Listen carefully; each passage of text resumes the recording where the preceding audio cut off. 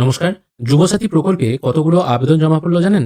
মোটামুটি প্রায় ৮৪ লক্ষ আবেদন কিন্তু এই যুবসাথী প্রকল্পে জমা হয়েছে। সংবাদ মাধ্যমে যে খবরটি উঠে এসছে, মানুষের ব্যাপক অংশগ্রহণে সাফল্যের সঙ্গে বৃহস্পতিবার রাজ্য জুড়ে শেষ হলো স্বনির্ভর বাংলা শিবির। আপনারা প্রত্যেকেই জানেন ১৫ তারিখ থেকে ২৬ তারিখ পর্যন্ত এই দুয়ারে সরকার বা স্বনির্ভর বাংলা ক্যাম্প হওয়ার কথা ছিল। ২৬ তারিখ অর্থাৎ বৃহস্পতিবার ছিল এর লাস্ট ডেট। বিভিন্ন জায়গায় প্রচুর ভিড় তো হয়েইছে, তার সাথে বিভিন্ন জায়গায় মারপিটের খবরও কিন্তু উঠে এসছে। নবান্ন সূত্র খবর, যুবসাথীর জন্য ৮৪ লক্ষেরও বেশি আবেদন জমা পড়েছে।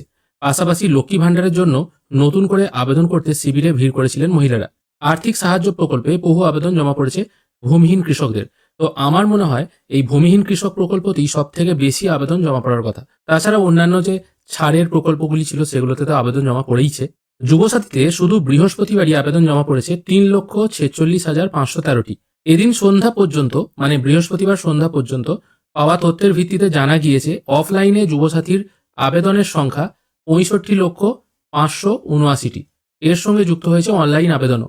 সেই সংখ্যা প্রায় ১৯ লক্ষের কাছাকাছি। তার মানে অফলাইন প্লাস অনলাইন টোটাল মিলিয়ে হচ্ছে ৮৪ লক্ষ আবেদন জমা পড়েছে।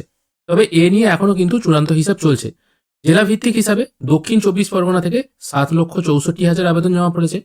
মুর্শিদাবাদ থেকে জমা পড়েছে ৬,০০,০০০-এর মতো। আর উত্তর ২৪ পরগনা থেকে প্রায় ৫ লক্ষের মতো। সব থেকে কম জমা পড়েছে কালিম্পংয়ে, যেখানে যুবসাথীর আবেদন সংখ্যা মাত্র ২০,৪৪৩টি। যদিও আগস্ট মাস থেকে দেওয়ার কথা ছিল, কিন্তু বলা হয়েছে এপ্রিল মাস থেকেই কিন্তু টাকা দেওয়া শুরু হয়ে যাবে। তবে এখানে কিন্তু একটা ব্যাপার বুঝে দেখার আছে।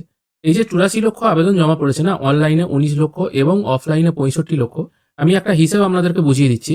এবার অ্যাকচুয়ালি কত অ্যাপ্লাই করেছে আর সরকারকে প্রতি মাসে কত টাকা দিতে হবে এবং ৫ বছর সরকার কত টাকা দেবে, এটা এবার আমরা দেখে নেব। দেখা যাচ্ছে সরকারের যে হিসেব, মানে নবান্ন থেকে যে হিসেবটা উঠে আসছে, সেখানে দেখা যাচ্ছে প্রায় ৮৪ লক্ষ মানুষ কিন্তু এই যুবসাথীতে অ্যাপ্লাই করেছে। ঠিক আছে, এবার এটা অনলাইন আর অফলাইন দু জায়গায় মিলিয়ে কিন্তু এই ৮৪ লক্ষ এই সংখ্যাটা আসছে। এবার একটা ভালো করে জিনিস ভেবে দেখুন। প্রথমে বলা হচ্ছিল কি শুধুমাত্র অফলাইনেই হবে, তারপর বলা হলো অনলাইনে হবে। এবার আমাদের এরিয়া তো বটেই, বিভিন্ন জায়গাতেও শোনা যাচ্ছে প্রথমে যারা অফলাইনে ফর্ম জমা দিয়ে এসেছিল তারা যখন দেখলো অনলাইনেও চালু হয়েছে, আমি গতকালকে এই নিয়েও একটা ভিডিও বানিয়েছি, তখন কিন্তু ম্যাক্সিমাম মানুষের মধ্যে এটাই টেন্ডেন্সি চলে এলো।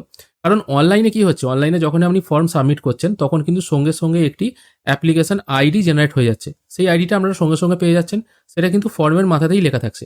এবার অফলাইনে যারা ফর্ম জমা করছেন সেখানে কিন্তু দুয়ারে সরকার রেজিস্ট্রেশন নাম্বার এইটা কিন্তু দেওয়া থাকছে না। কোনো কোনো জায়গায় দিচ্ছে, কোনো কোনো জায়গায় দিচ্ছে না।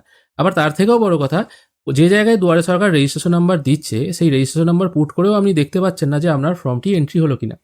সেই হিসাবে মানুষের মনে এটা ঢুকে গেছে, যেহেতু অফলাইনে দেখাচ্ছে না, আমি আর একবার অনলাইনে করে দিই। তার মানে কি, তারা দুবার করে এন্ট্রি করেছে। এবার সরকারের কাছে কিন্তু এই হিসেবটা নেই যে একজন ব্যক্তি কতবার এন্ট্রি করেছে। সেই হিসাবে এটা হয়ে যাচ্ছে ৮৪ লক্ষ। এবার এরকম যদি হিসেব বাদ দেওয়া হয়, মোটামুটি দেখা গেল যে আরও ১৪ লক্ষ এক্সট্রা এন্ট্রি করে ফেলেছে, মানে ডবল এন্ট্রি করেছে। সেই হিসাবে আমি ধরে নিচ্ছি প্রায় ৭০ লক্ষ হচ্ছে ইন্ডিভিজুয়াল ক্যান্ডিডেট এখানে অ্যাপ্লাই করেছে। এবার এই ৭০ লক্ষের মধ্যেও আর একটা ব্যাপার আছে। অনেকে কৃষক বন্ধু পায়, অনেকে বিধবা ভাতা পায়, অনেকে লক্ষ্মীর ভাণ্ডার পায়, এরকম বিভিন্ন ভাতা পাচ্ছে। তো সেই হিসাবে তারাও আবার এই ৭০ লক্ষের মধ্যে আছে। সরকারের কাছ থেকে তো এরকম কোনো নোটিফিকেশন দেয়নি যে কৃষক বন্ধু থাকলে বা লক্ষ্মী ভাণ্ডার থাকলেও অ্যাপ্লাই করা যাবে। কারণ প্রথমের দিকে বলা হয়েছে লক্ষ্মী ভাণ্ডার কৃষক বন্ধু থাকলে নাকি অ্যাপ্লাই করা যাবে না। সেটাই যদি ধরে নেওয়া হয়, আরও ১০ লক্ষ মানুষকে আমি বাদ দিয়ে দিচ্ছি, তাহলে অ্যাকচুয়ালি নিট কত আসছে, ৬০ লক্ষের মতো। এটা অ্যাপ্রক্সিমেটলি, এর কম বেশিও হতে পারে, বেশিও হতে পারে, কমও হতে পারে, কিন্তু মোটামুটি আমরা তো একটা অনুমান করতে পারছি আমাদের এরিয়ায় কত লোক অ্যাপ্লাই করছে, সেই হিসাবে এটাকে আমরা ৬০ লক্ষ ধরে নিচ্ছি। এবার ৬০ লক্ষ মানুষকে প্রতি মাসে ১৫০০ টাকা করে দিতে হবে। ঠিক আছে, এবার হিসেব করে নিই, প্রায় ৯০০ কোটির মতো টাকা কিন্তু প্রতি মাসে সরকারকে দিতে হচ্ছে। এবার এই ৯০০ কোটি ইন্টু ১২ করুন, তাহলে ১ বছরের হিসাব চলে যাচ্ছে, ইন্টু ৫ করুন, তাহলে ৫ বছরে সরকারকে কত দিতে হবে সেটা মোটামুটি কিন্তু একটা অনুমান আমরা করতে পারছি। তো আমরা একটা আনুমানিক হিসেব দিলাম।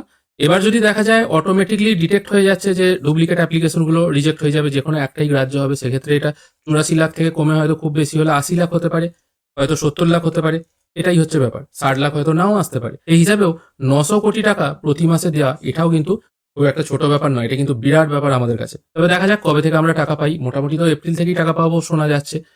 তো যদি দেখা যায় যে হয়তো এপ্রিলে টাকা দিল না, একবারে 4 মাস পর হয়তো আগস্ট থেকেই টাকা দেওয়া হলো, আগস্টেই হয়তো পুরো 4 মাসের টাকা দেওয়া হবে। এপ্রিল, মে, জুন, জুলাই সব টাকা হয়তো একবারে আগস্ট মাসে দেওয়া হবে বা 5 মাসের টাকা দেওয়া হবে। সেটা কি হবে বলা যাচ্ছে না এখনই। টাকা মোটামুটি পেলে শুরু হবে।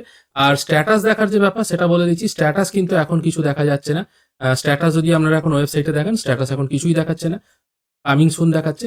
যখন স্ট্যাটাস শুরু হয়ে যাবে দেখানো অফলাইন বা অনলাইনের ফর্মে, রিজেক্ট হয়েছে কিনা বা অ্যাপ্রুভ হয়েছে কিনা সেটা কিন্তু আমি পরে ভিডিও বানিয়ে দেখিয়ে দেবো।